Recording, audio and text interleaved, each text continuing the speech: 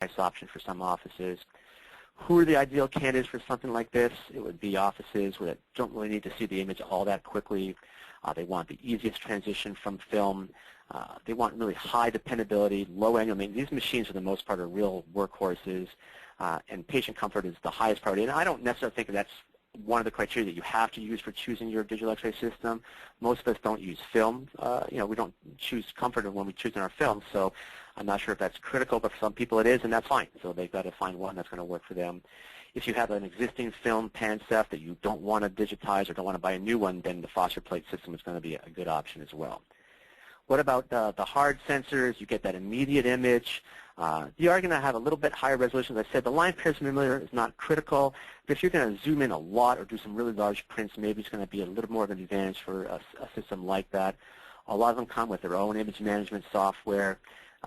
They have good image quality, really good for endo and implants, and it's going to allow for immediate mounting of the images. Are there downsides? Sure, there's downsides with any of them. Most of them are wires.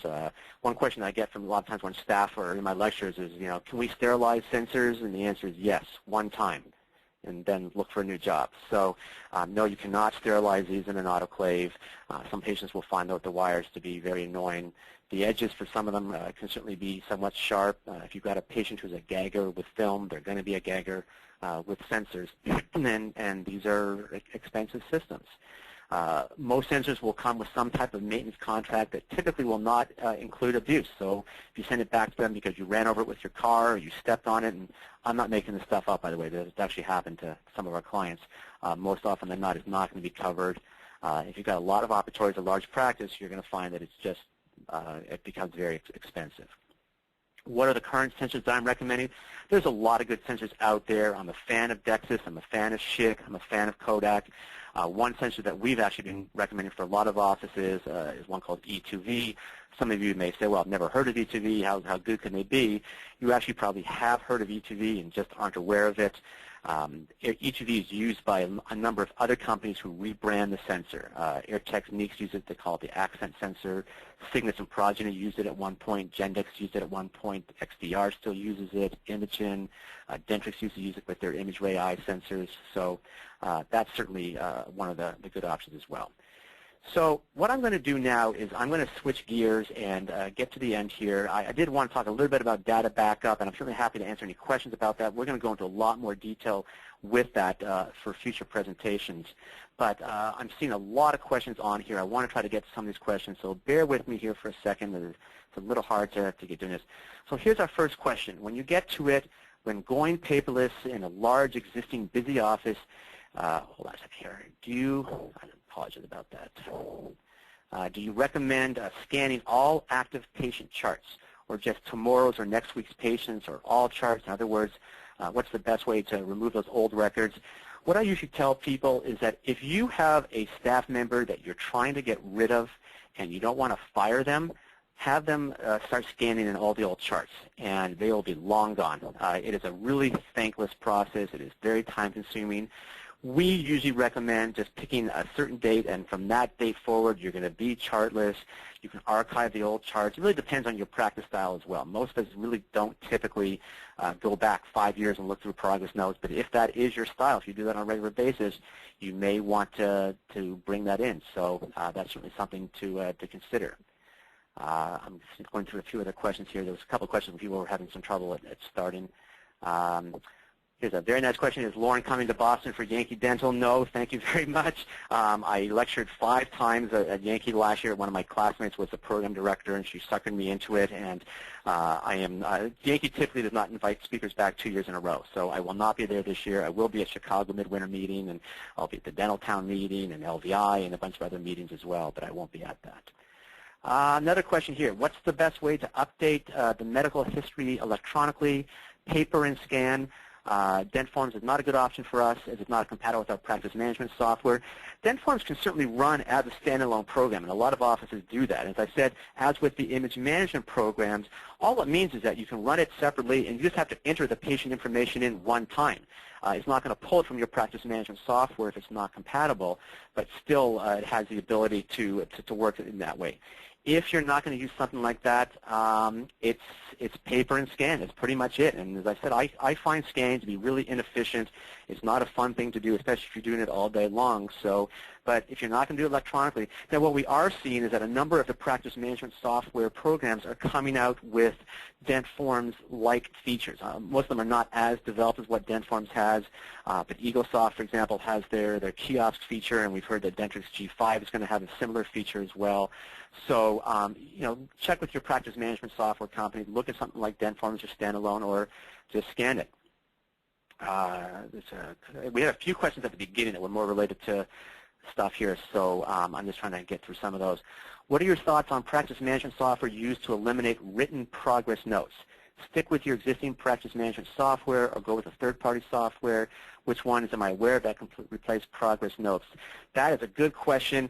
In my experience, the progress notes feature that comes with most practice management software is really not all that developed. Typically what they'll do is some type of exploding code where you'll have a single code. You then have to go back in and manually edit the patient name, the tooth number, the number of cartridges of anesthetic, the surfaces. The program that I recommend, which I really love, is one called Easy Notes Pro, and it was developed by a dentist in North Carolina, Dr. David Burton. It works with any practice management software, and the whole premise behind it is that once you get through the first day of when you do all the setup, your entire progress note is all mouse-driven. There should be no reason for you to ever have to touch the keyboard. We've actually sat there with a stopwatch and timed people that once they're proficient with it, and they can get a very complex progress note into the system in about 30 to 35 seconds. So really that is a great option. So look for Easy Notes Pro. You can go, I think it's easynotespro.com. And by the way, a number of the systems that I'm talking about in the presentation today, I'm not here to sell you on any of them, but a lot of these companies know me. They want me to say nice things about them on Dental Town or in my webinars. I'm not paid by any of them to talk about them, but I can probably get you better pricing than what they'll quote you on your own. So if you are interested in some of these things, you could get some demos and thinking about getting something, whether it's software or hardware or anything, please give me a call because there's certainly a possibility that I might be able to get it for a lesser cost. I have a question here about MacPractice DDS, and it was an unfinished question. I have mixed feelings about MacPractice DDS. In my latest tech guide, I did not give them a great review simply from the standpoint they didn't have all the features that I thought they should have. For example, they did not have a charting module. That was 5 years in the making. They do have that now, and I'm a little bit more comfortable with MacPractice. From a tech support standpoint, we've had mixed reviews. Some people are thrilled with it. Some people have, they said they've had a couple little problems here and there.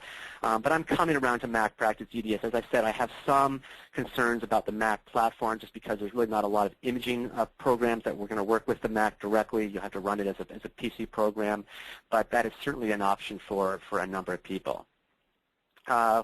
What should I ask the company re-compatibility? I'm not sure exactly what the question means, but basically, one of the things that's unique, especially when we're talking about image management, is that this is not the real world. In the real world, if you went out and got Microsoft Office and then went to print your first document and got an error message that said, oh, I'm sorry, you need a Microsoft printer, you would not be happy about that. But that's the way that dental technology is that you've got these image management programs that are going to be limiting to what hardware you can attach to it. And as I said, there are some that they're claim to fame, programs like Aptrix and XDR, that will work with multiple systems, but that's usually the exception as opposed to the norm. A lot of them are owned by these large dental supply companies, and there's nothing wrong with their business model, but they would obviously prefer that you buy stuff from them than buy it independently. So be aware of that as well. Okay, when using dual monitors in the patient room, do you recommend the patient's monitor be attached to the chair or mounted to the wall or the ceiling? A lot of it's going to depend on your operatory and depends, especially on the floor. I happen to be a fan of the overhead monitor position on the ceiling. The main reason for that is that the patient can see the screen both sitting upright and reclined. And if that's important to you, the ceiling is the best location for that. There are some high-tech systems out there. My favorite one is the Technology Lighting Center that used to be called the Chair Potato, the Steve Seltzer system. Love that system. It's definitely on the higher end of the price scale, but that's a great system. We normally get our monitor mounts from ICW, but we would typically recommend the ceiling position. One of the challenges with a pole mount, which is the other option, is that if you have slab concrete floors and have no conduits already into the floors, there's no way to aesthetically get the cables, the VGA cable, the audio cable, from the monitor back to the computer. So that's something that you keep in mind. If you have individual questions about your operatory, just feel free to give me a call. I'll be happy